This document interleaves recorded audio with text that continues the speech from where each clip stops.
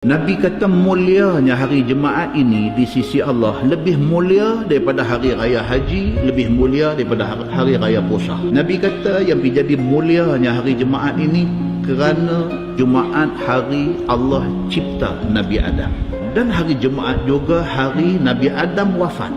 Jumaat ini istimewa kerana Allah pilih hari Jumaat untuk dijadikan hari kiamat.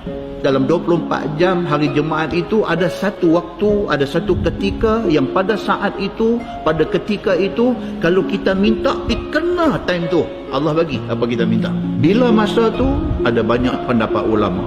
Ada kata sebelum sembahyang Jumaat, ada kata masa di antara dua khutbah, ada kata lepas bagi salam sembahyang Jumaat, ada kata sebelum waktu asar. Bila betul-betul saat masa yang mustajab itu, Allah aja yang tahu. Tapi kalau kita berterusan duk minta kepada Allah, insya Allah kita dapat masa itu.